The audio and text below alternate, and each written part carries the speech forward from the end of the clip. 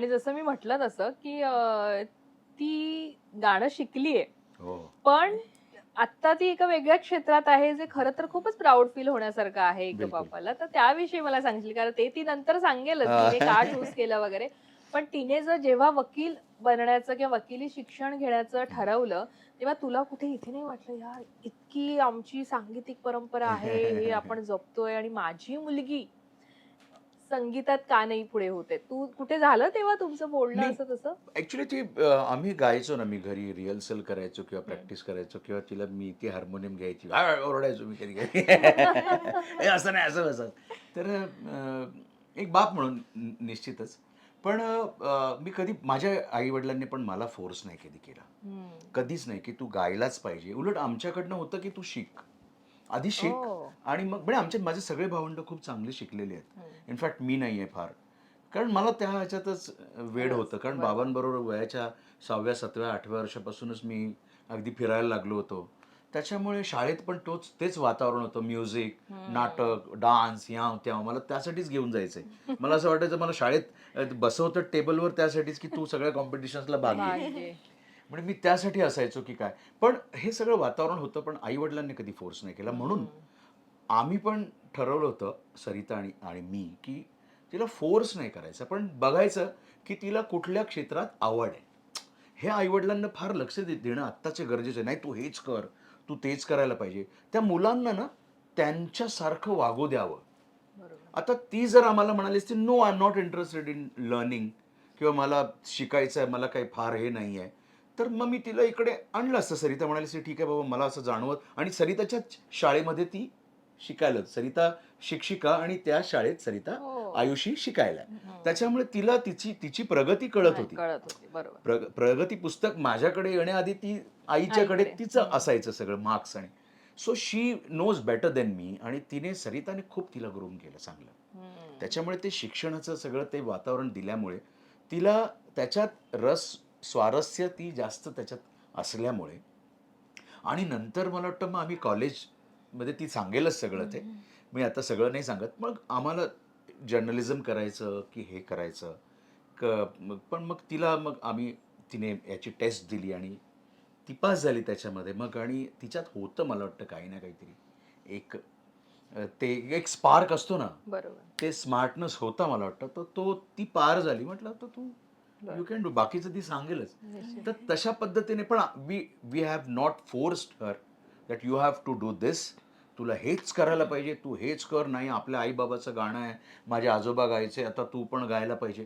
मला त्याचं हे नाहीये. पण मी त्याच्या पुढे ती जाऊन काय करू शकते किंवा काय करायला हवे हे आपण नंतर मी तुला सांगेन. निश्चित, निश्चित. आयुषी, बाबा इतकं सांगतायत मगासपासून तुझ्याविषयी, तर मला एक तर सांग, की बाबा म्हटल्यावर एक तर संगीत क्षेत्र आणि तुमचं घराणं पूर्ण संगीतात हो. बिझी असलेलं घराणं, जे वेगवेगळे शोज, दौरे. लहानपणी बाबा किती वाटायला यायचा? तो अनफॉर्च्युनेटली खूप कमी असायचा घरी. पण मी खूप जेव्हा मी आता मोठी झाल्यावर बघते, हं. तर मला खूप बरं वाटतं, की तो तेवढा बिझी होता. बिकॉज हं. ह्याच्या फील्डमध्ये जितके बिझी तितके तुम्ही प्रोग्रेस करता आणि ते मला खूप as a as a adult आता हं. होताना जे मी बघते, की मी मोठी होणार, मी आता काम करायला सुरू करणार. मला असं वाटतं, की जितकं व्यक्ती बिझी राहतो, तितकं त्यांनी मला त्यामुळे खूप सारे सोयी, खूप सारे सुविधा मला दिले आणि हं. त्याच्यामुळे मी खूप कम्फर्टेबली, निश्चिंत अशी वाढली. तो जे बोलत होता, की मी बिलकुल पण जिद्द नाही करायची. ती हं. का नाही करायची? की सगळं मिळायचं. तुला बरोबर. आम्ही खेळणी आणून देतो, तुला पूर्ण पोट भरून देतो, तुला जे हं. पाहिजे ते देतो, तुला प्रेम देतो. तर त्यांनी ते दिल्यामुळे मी कधी जिद्द करण्याची मला भागच नाही पडला. आणि नाही मला आत्ता मी बोलते, की मला मला असा विचार आहे, की मला मला नवीन फोन हवा आहे. तर ते 3-4 महिन्यानंतर मला तो बोलतो, की "तू आपण आता जाऊन घेऊया." तर हो. मला ती कधी जिद्द करावीचीच नाही वाटली आणि ते बरोबर. त्याच्या बिझी शेड्यूलमुळे. त्यामुळे मला असं कधी आतून हे नाही वाटलं, की माझा पप्पा माझ्यासोबत का नसतो? सगळे पेरेंट्स डेला येतात, सगळे इकडे येतात. मी बोलली, "ठीक आहे, पप्पा काम करतो, आई येते." ते हं. एक कॉम्पेन्सेशन असतं ना आणि आता पप्पा जास्त येतो कारण की आई जास्त बिझी झाली.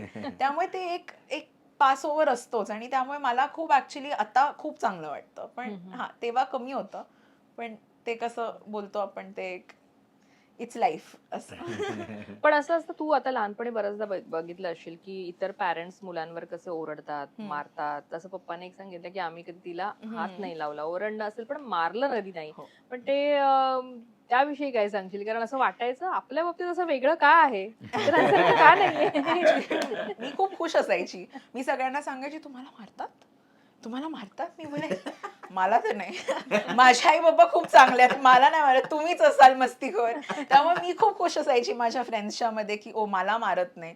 आणि मग त्यांनी मला दरवेळेस सांगितलं की आम्हाला भागच नाही पडलं तुम्हाला. तर मला ऍक्च्युली खूप अजूनही खूप आनंद होतो या गोष्टीचा की मला मारलेलं नाहीये आणि मी कधी भाग पण नाही पाडलं. मारणं आणि ओरडा पण खूप कमी. असा ओरडा की कशाला मार्क्स नाही आणले, की का अभ्यास नाही करत आहे, की का झोप काय एवढी येते तुला, बस त्याच्यासाठी मला ओरडा बसलाय.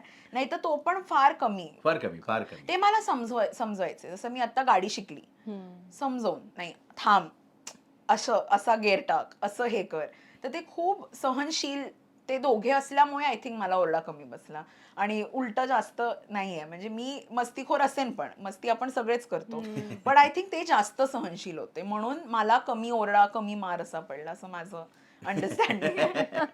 बरं, संगीत तू शिकलीयस, तू 2 एक्झाम्सही दिल्यास, हो. पण असं आणि अर्थात आपण लहानपणापासून आपल्यावर संस्कार असले, घरातच संगीताचं वातावरण असलं की आपण त्याच्यामध्ये एक विचार करतो, हळूहळू तो विचार रुजतो आपल्यात की आपल्याला याच्यात काहीतरी करायचंय, कारण आपल्या घरात सगळे तेच करतायत. सो ते वाटलं नाही का तुला? आणि वकील व्हावं असं का, म्हणजे या क्षेत्राकडे वळावं असं का वाटलं?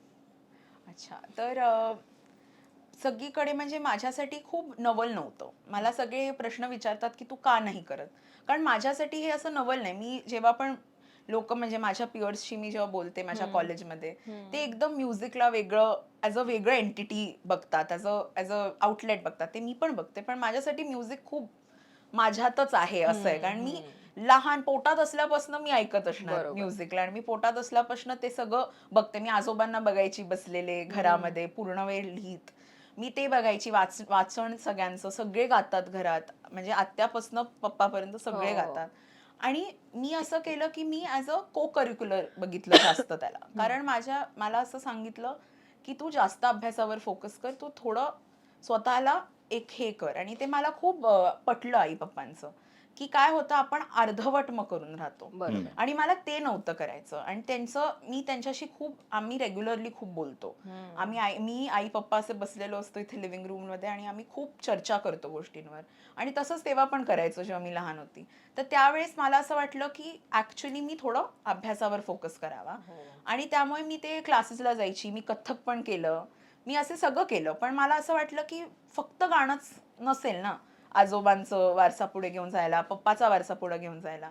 You can take it in different ways. आणि जर माझी रीच खूप ग्लोबल झाली, मी खूप पुढे गेली फक्त त्या एका क्षेत्राच्या, तर मी आय थिंक अजून लोकांपर्यंत पोहोचू शकते. माझ्या पिअर्स जे माझे कॉलिग्स आहेत त्या वाल्या सर्कलपर्यंत पोहोचू शकते.